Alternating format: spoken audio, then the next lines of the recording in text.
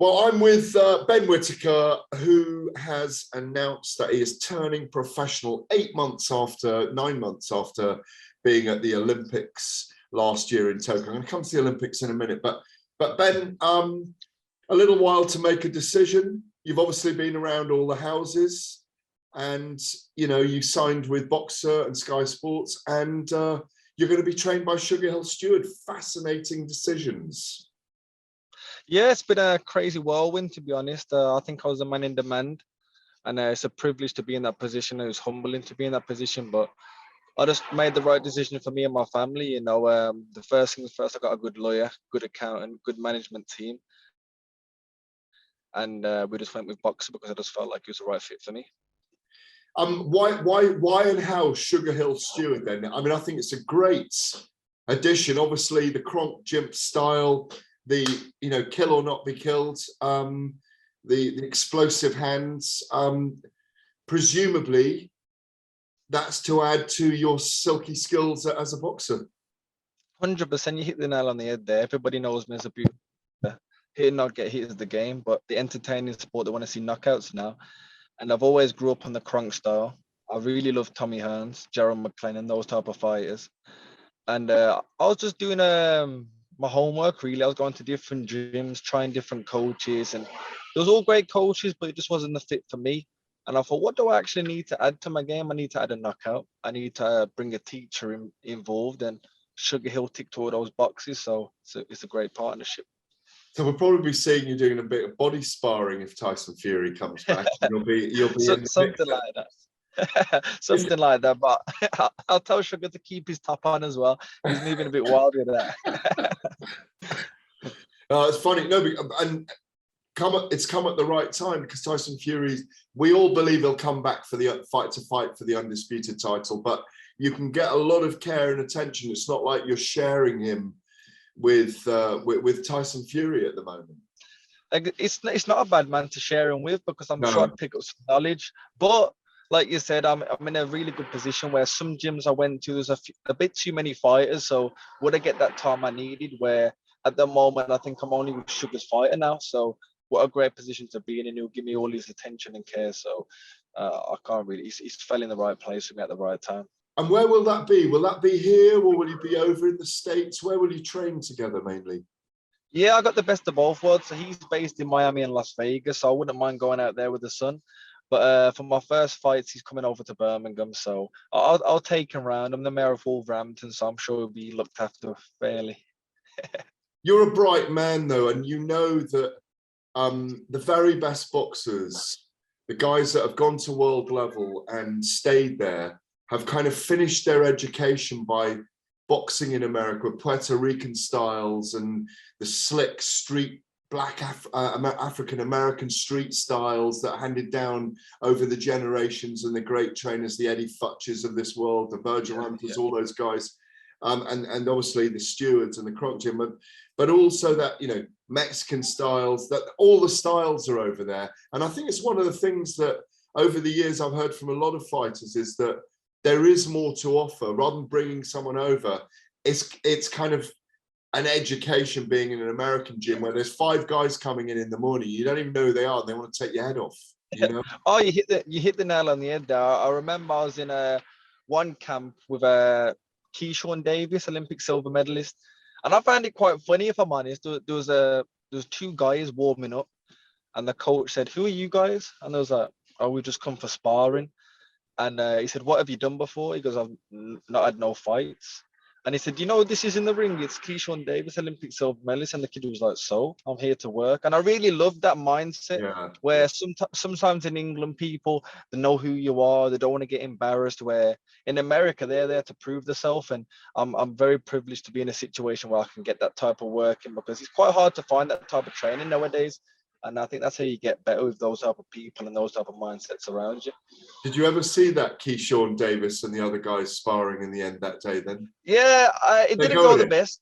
It didn't go the best. Keyshawn looks really nice and sharp. But to me, it's all about mindset. And the kid had no fights, and he got in there and wanted to prove himself. So to me, that's a champion in itself, getting in there with someone of Keyshawn's caliber and wanting to try. So to me, hats off to him, but it didn't end the best. You're 24. You've been boxing a while. Just take me back to the beginning. I think that was your father with you the other day. I saw you with outside. Yeah, it was, yeah. He's a big guy, isn't he? Yeah, he's had a bit too much dumplings and curry goat. No, but I mean, he's a big man as well. But he's Yeah, a big man. he's a big man. He's a big man. So everyone keeps saying eventually when I fill out, I'll probably move up to cruiser or super heavyweight. But as of now, I'm pretty decent at a light heavyweight. Take me back to where it all began. Like why you didn't go into football maybe or rugby. How boxing captured you. Yeah, great question. Truthfully, I tried all sports. I did dancing, cricket, rugby, you name it, football. I tried them all. And I think that's how most athletes start out, trying everything. But for me, the sport of boxing, you win, you lose, it's down to yourself. I really like that. If I've put the road work in, if I've sparred hard and I've done it all, I know I can win.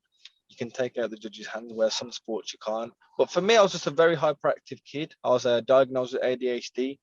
So I was bouncing off the walls, getting into mischief, and my mom couldn't handle me. So my dad said the best thing for him, we're going to take him down to the gym, probably get beat up in sparring, but he will learn with some discipline. And I came out with flying colours, had my first fight, and never looked back really. Really. It's molded me to the person I am now, and it's gave me that outlet to get my energy out of me. So it's good. So the last bits of your amateur career, I loved your comments at the Olympics. It pains me to say it to you because you'll probably have an expression on your face. You won silver, but you said, actually, no, you don't. You lose gold. Like silver is first, second, basically. 100%. I think that's a great statement as well. It's that a lot of people wanted me to change what I said, but truthfully, that's how I feel. I'm a winner at heart, and boxers, we go into that ring to win. If you go in there to lose, you're in the wrong sport. So I think that mindset and intent I have, if I keep that with me, I'm sure I'll go far. So do you think you'll always look back on your Olympic career with disappointment then? It's bittersweet, truthfully, if I'm honest, because of course you're looking back, Olympic silver medal. It's not bad. If you look at it, Amir Khan's done it, Roy Jones has done it, the list can go on. But for me, just who I am, I always want one better for myself. So it's bittersweet, but that the Olympic silver has given me this platform. It's give the people who didn't know me, they know me now. So it's one of those, but I'm a winner. So actually, no, I'll do. I'll get some gold spray paint and paint it myself, and we'll make it a gold medal. You've got a massive opportunity now, obviously. Yeah, I mean, the huge fanfare for you turning pro, a lot of interest, lots of pressure as well, maybe. Yeah, the pressure. There's always pressure there in every walk of life, but we'll let the car go past, shall we? But yeah, there's pressure in all walks of life, but as a boxer, as a person with the limelight on him, you have to rise to that occasion. And I'm pretty. If you see me in the Olympics, not many people knew me, but I thought this is my chance to shine. I walked to the ring, I was dancing to the ring. I'm made for that type of scene, so I'm excited to go. And I do like my diamonds. I like my diamond watches and things. So pressure makes diamonds, and that's what it's about. It's is that car coming back and forth all the time? You know what? He must know it's me. He's doing circling the block. Great division to be in, 175 pounds. Not just globally, obviously Bivol with a fantastic performance at the weekend against Canelo Alvarez, Artur Beterbiev, Joe Smith, but then we've got over here, I'm not going to ask you about it in a minute, Joshua Buatsi, Craig Richards, Callum Johnson, Callum Smith, Dan Aziz, I'm forgetting someone here, Anthony Yards, Lyndon Arthur. Like, I mean, like, obviously they're going to move you through the ranks quickly, and you're not going to be fighting those guys within 5 fights. It's probably going to be more likely 10, but within a year and a half, 1 or 2 of those guys are probably going to start being on the resume. You'll want to prove you're the king of the lions over here. Yeah. You want to prove that you're the top dog, and like you said, it's what a time to be a light heavyweight. Yeah, I remember back in the day, if someone mentioned light heavyweight, it's one of those weights where who's there really? There was like Adonis Stevenson. Oh, he's back again. But there was Adonis Stevenson used to just run the weight, and he was pretty boring to me, to be honest. But it's a situation where domestically it's very hard, world level it's very hard, and I'm excited to go in there. But I'm going to ask you a quick question. At light heavyweight, who have you seen with the speed, the skill, the power, and the looks of myself? Oh, that's a cheeky one because you That's put a the cheeky looks one. in there, and you are a pretty handsome man. And so, Oh, thank you. I, You know what? You can think about it another time. You can I think will. about it. Well, I can't wait, but I can't wait to see you in with all those guys. You know. You know what? I am too, and like I said, it's one of those divisions where any one of those names you just named is a great fight. So that's why I'm excited, and it's good to start bringing those fights back to Britain now. There's a time where people start dodging and diving. I've been at the top level as an amateur, so I've proven myself there. Now it's time to start from the bottom again and prove myself as a pro now. So I want all those names as fast as possible, and if not, we'll just go to the world honors. Yeah, and the thing is, I suppose it's a patient time because you've got to not get injured, not get cuts, fight every 2 or 3 months, get 10 fights under your belt if you can in a year, in 2 years, and then and everyone's going to say, yeah, but he was bound to beat him. He was expected to beat him, and it's everyone a has their difficult thing opinion. how they bring you through now. It's because it's they find the right matches, all those things. When are you going to be out for the first time? Yeah, like you said, everyone has their opinion, but all I can do is just make sure I'm working hard in the gym. But I'm sure I'm scheduled for July, I'm sure, early July. So I'm sure that'll be my first one. And activity is key for me. So I want to be out as much as possible. Hopefully 5 to 6 fights this year. And that's where I'll be learning. And the more my face is out there, the more I'm learning, the ring walks, taking in the crowd. It'll only make me more comfortable when I do get to the pinnacle of fights. Well, next weekend, I've got to ask you, Joshua Buatsi, Craig Richards, we're very excited for it. It reminds me of George Groves and James DeGale fighting many years ago. I don't know if you were old enough then to remember it. I remember watching that fight, Yeah, and it was like a crossroads for both of them. It was an incredibly close fight. They met early in their career. These two aren't meeting early in their career because obviously Richards has already faced Bivol. But how do you see it? It's a really good fight, truthfully. I'm really good friends with Buatsi, but his career's been stop and start. It's a very stop and start, and that could play dividends into Craig Richards, because Craig, to me, he has been on a bit of a roll. He's been the boogeyman. Nobody's really wanted to fight him, and when he has been kind of pushed to the side and we will lose, he's come through with flying colours. So it's one of those fights, but I'm going to go with my 258 man, Josh Buatsi. I think a late stoppage, 11 for 12.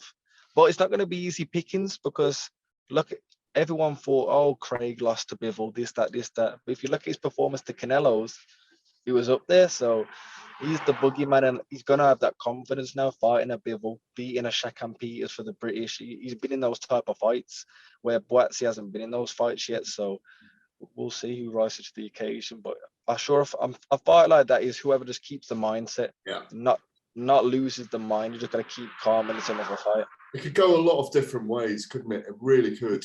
Yeah, it's a flip of a coin. But I just think Josh, with his history of his amateur career, and not only that, if you do look at his fights, he's looked dominant in every fight. He's looked very strong.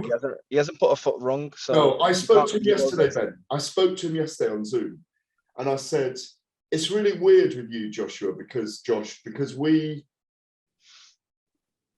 critique you, but you've done nothing wrong. Because he hasn't put a foot wrong. He hasn't put a foot wrong. Every fight you've looked at, he's finished it in a demolition way. He's always done what he's needed to do, but it's just the way of boxing. He hasn't really fought top level, so it's one of them. But I'm sure this fight is, like you said, it's the crossroads. When he wins this, he showed that he's the king of Britain. Then he can move on to the world honors. Yeah, I agree. Well, I think he's got to fight Yard as well. Like you said, oh my God, there's so many fights. I mean, those are the two who I think are the, that's a big fight. Because there's Yard can box and he can bang, and then I'd love to see that fight, but it's quite hard when they're both on different platforms and different promoters.